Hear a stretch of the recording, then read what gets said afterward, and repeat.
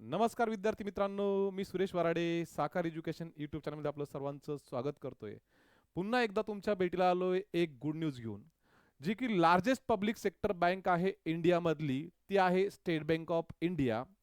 या बँकेने कालच या बँकेचे जे काही चेअरमन आहे CS शेट्टी यांचा द हिंदूचा जो न्यूजपेपर आहे बिझनेस लाईन यांनी त्यांना इंटरव्ह्यू दिला आणि त्या इंटरव्ह्यूमध्ये सांगितलं की आम्ही दरवर्षी म्हणजे प्रत्येक फायनान्शियल इयरला जवळपास 16,000 अधिकारी आणि कर्मचाऱ्यांची रिक्रुटमेंट करणार आहे, जे की समजा बँकिंगची तयारी करणारे विद्यार्थी आहे यांच्यासाठी एक चांगली गुड न्यूज म्हटल्या जाईल विद्यार्थी मित्रांनो.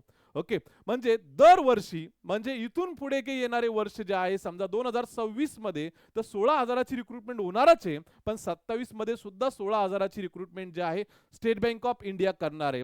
कालचा जो काही इंटरव्ह्यू झाला CS शेट्टी साहेबांचा, त्यांनी त्याच्यामध्ये सांगितलं जवळपास आम्ही दरवर्षी इंडियामध्ये 200 ते 300 ब्रँचेस जे आहेत ते ओपन करणार आहे. यामध्ये 200-300 ब्रँचेस या कुठे ओपन केल्या जाणार आहे, ज्या ठिकाणी आमचं एक्झिस्टिंग नाहीये सध्या, ज्या ठिकाणी नवीन कॉलनी डेव्हलप होत्या, ज्या ठिकाणी अपार्टमेंट टाउनशिप डेव्हलप होत आहेत, त्या ठिकाणी आम्ही ब्रँचेस ओपन करणार आणि त्या ठिकाणी बिझनेस जो आहे तो एक्सपान्शन करणार आहे. आणि यासाठी आम्हाला मॅन पॉवर लागणार आहे. त्यासाठी आम्ही दरवर्षी जवळपास 16,000ची रिक्रुटमेंट याच्यामध्ये असणार आहे. मग यामध्ये प्रोबेशनरी ऑफिसर आले, नंतर सर्कल बेस ऑफिसर आले आणि ज्युनियर असोसिएट सुद्धा आले. ओके, मग पुढे काय विजन आहे स्टेट बँक ऑफ इंडियाचं याच्या बाबतीत जर सांगायचं झाल्यास म्हणजे रिक्रुटमेंट मोठी असणार आहे. पण आज एक न्यूज आलेली आहे, त्या न्यूज बद्दल सुद्धा मी तुम्हाला या व्हिडिओमध्ये इन्फॉर्मेशन सांगणार आहे. पण त्याच्या अगोदर स्टेट बँक ऑफ इंडियाच्या बाबतीत सांगायचं झाल्यास स्टेट बँक ऑफ इंडिया जी आहे भारतामध्ये सर्वाधिक ब्रँचेस असलेली बँक आहे. म्हणजे जवळपास 22,500 ब्रँचेस ज्या आहे या SBIच्या ऑल इंडियामध्ये सध्या एक्झिस्टिंग आहे. कर्मचाऱ्याच्या बाबतीत सांगायचं झाल्यास कर्मचारी म्हणजे प्रोबेशनरी जे की अधिकारी आहे, नंतर यामध्ये ज्युनियर असोसिएट आहे आणि जे काही सब ऑर्डिनेट स्टाफ आहे, याच्या बाबतीत जर सांगायचं झालं स्टेट बँक ऑफ इंडियाच्या बाबतीत तर जवळपास 2,36,000 एम्प्लॉई सध्या स्टेट बँक ऑफ इंडियामध्ये एक्झिस्टिंग वर्क करतायत. ओके, नंतर इतर बँकापेक्षा स्टेट बँक ऑफ इंडियाच्या ब्रँचेस जे आहे ते ग्रामीण लेवलला तालुका लेवलला ऑलरेडी पेनेट्रेट झालेले आहे. त्याच्यामुळे जॉब करण्याची विद्यार्थ्यांना शहरी भागापासून ते ग्रामीण भागापर्यंत अपॉर्च्युनिटी उपलब्ध होणार आहे. आता हे बघा लक्षात घ्या, ही जी काही न्यूज आहे या न्यूज बद्दल मी तुम्हाला इथे क्लिअर करतोय. ही न्यूज जे आहे बिझनेस लाईन जो पेपर आहे या बिझनेस लाईन पेपरला हे जे काही CS शेट्टी आहे चेअरमन स्टेट बँक ऑफ इंडियाचे यांनी याला इंटरव्ह्यू दिला आणि यांनी सांगितलं यांचा जो काही बिझनेस होता 6-7 मागचा जवळपास 100 करोड होता, त्यांना पुढच्या काही वर्षामध्ये 200 लाख करोड करायचा आहे. ओके, यासाठी आम्हाला मॅन पॉवर लागणार आहे. मग मॅन पॉवर मध्ये ते ब्रँचेस कुठे ओपन करणार आहे, जे की नवीन कॉलनी आहे या ठिकाणी यांनी सांगितलं, टाउनशिप आहे हे नवीन नवीन ज्या ठिकाणी कॉलनी डेव्हलप होत आहे, टाउनशिप डेव्हलप होता जिथं ऑलरेडी SBI नाहीये त्या ठिकाणी. नंतर आम्ही ATM सुद्धा या ठिकाणी ओपन करणार आहोत आणि पुन्हा त्यांनी सांगितलं जवळपास दरवर्षी आम्ही 200 ते 300 ब्रँचेस दरवर्षी ओपन करणार आहोत फायनान्शियल इयर मध्ये. ओके, आणि पुन्हा काय सांगितलं, around 16,000 employee will join in current fiscal year, म्हणजे ऑलरेडी या फिस्कल इयर मध्ये 16,000 एम्प्लॉई जॉईन करणार आहे. आणि पुन्हा हे महत्वाचं आहे, we add this number of people almost each year. हा शब्द महत्वाचा आहे विद्यार्थी मित्रांनो. कोणता? त्यांनी काय सांगितलं, we add this number of people almost each year, प्रत्येक वर्षी आम्ही ही ऍडेड करणार आहे जवळपास 16,000 employee State Bank of India मध्ये. लक्षात घ्या. नंतर वर्कफोर्स मार्च पर्यंत किती आहे तर 2,36,000 एम्प्लॉई, यामध्ये ऑफिसर, नंतर ज्युनियर असोसिएट आणि क्लर्क. नंतर मागे CS शेट्टी चेअरमन जे आहे SBIचे यांनी अगोदर पण बोललं होतं एका इंटरव्ह्यू मध्ये की स्टेट बँक ऑफ इंडिया मध्ये ज्या काही महिला आहे महिलांचं प्रतिनिधित्व जे आहे ते वाढवायचे. ओके, महिलांना जॉब करण्यासाठी स्टेट बँक ऑफ इंडिया मध्ये चांगली अपॉर्च्युनिटी द्यायची आहे. तर जवळपास महिलांचं प्रतिनिधित्व जे आहे SBI मध्ये 28% जे काही समजा एम्प्लॉई आहेत त्याच्यापैकी, आणि जे काही समजा कॉस्ट जी आहे एम्प्लॉईची ती 11% हे लक्षात ठेवा. म्हणजे 36,837 करोड जे आहे हे एम्प्लॉईवर जवळपास खर्च केल्या जातात. हे लक्षात घ्या विद्यार्थी मित्रांनो. ओके, तर स्टेट बँक ऑफ इंडियाच्या बाबतीत चांगली न्यूज आहे. हे झालं स्टेट बँक ऑफ इंडियाच्या बाबतीत. म्हणजे दरवर्षी बंपर रिक्रुटमेंट येणार आहे स्टेट बँक ऑफ इंडियाच्या मार्फत. त्यामुळे तयारीला लागा जोरात. जे काही समजा अंडर ग्रॅज्युएट विद्यार्थी आहे सेकंड इयर थर्ड इयरला, त्यांनी सुद्धा प्रिपरेशनला लागून जा, कारण इथून पुढे रिक्रुटमेंट असणारच आहे. फायनान्शियल इन्क्लुजन जोरात चालू आहे, ब्रांचेसचं ओपनिंग चालू आहे. स्टेट बँक ऑफ इंडियाचं सुद्धा, कॅनरा बँकेचं सुद्धा, नॅशनल बँका सुद्धा ओपन करतायत. आणि लोकसभेचं अधिवेशन जे चालू आहे, लोकसभेच्या अधिवेशनामध्ये सांगितलं की आम्हाला बँकांचं मर्जिंग करण्यामध्ये इंटरेस्ट नाही. तुम्ही काय करा, बिझनेस वाढवा.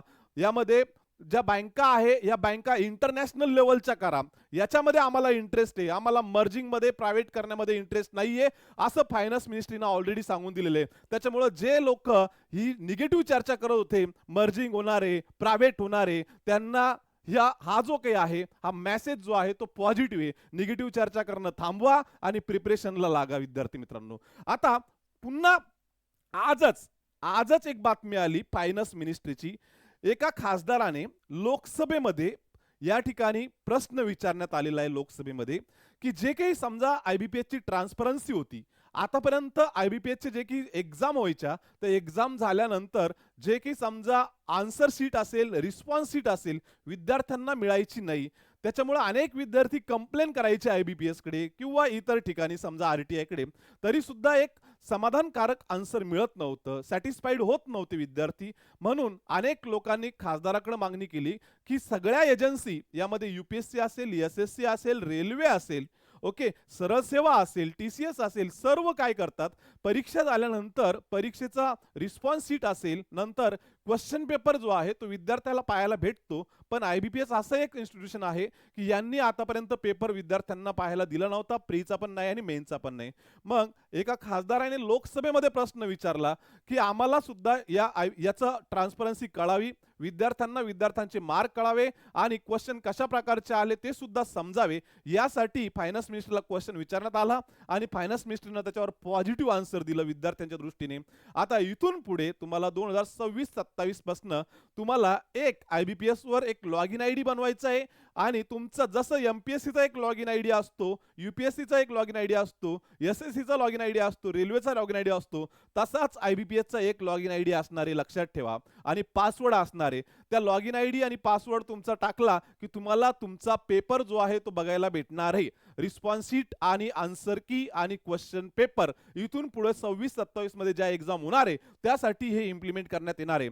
मग एक्झामचा सिक्वेन्स कसा असणार आहे? एक्झामचा सिक्वेन्स जो आहे यामध्ये तुम्हाला सर्वात अगोदर स्टेट बँक ऑफ इंडियाची एक्झाम कंडक्ट केल्या जाणार आहे, नंतर एसबीआय क्लर्कची एक्झाम कंडक्ट, नंतर आयबीपीएस पीओ नॅशनलाइज बँकेसाठी, नंतर आयबीपीएस क्लर्क, नंतर ज्या रुरल बँका आहे यामध्ये रुरल बँकासाठी आयबीपीएस का आरआरबी पीओ आणि आरआरबी क्लर्क असा एक्झामचा सिक्वेन्स असणार आहे इथून पुढे 2026-27 मध्ये.